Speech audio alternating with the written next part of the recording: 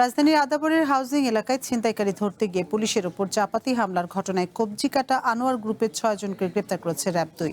বিকেলে কারওয়ান বাজার মিডিয়া সেন্টারে আয়োজিত ব্রিফিংয়ে র্যাব 2 এর অধিনায়ক অতিরিক্ত ডিআইজি নইমুল হাসান এ তথ্য জানান। তিনি বলেন, অভিযুক্তরা ছিনতাইয়ের সময় পুলিশের বাধার মুখে চাপাতি দিয়ে হামলা চালায়। এতে আদাবর থানার ওসি ও এক এসআই গুরুতর আহত হন। ঘটনার পর র্যাব অভিযান চালিয়ে মোহাম্মদপুর ও পীরের বাগ এলাকায় অভিযান চালিয়ে তাদের গ্রেপ্তার করে। গ্রেপ্তারদের মধ্যে রয়েছে মোহাম্মদপুরের শীর্ষ সন্ত্রাসী ফরিদ আহমেদ বাবুও। এদের বিরুদ্ধে আইনি কার্যক্রম প্রক্রিয়াধীন বলেও জানান র্যাব অধিনায়ক।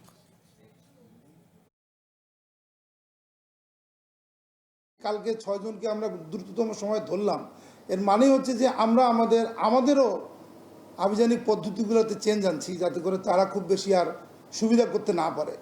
আশা করি খুব দ্রুতই এদেরকে আমরা সাপ্রেস করতে পারবো। আপনাদের সহযোগিতা চাই।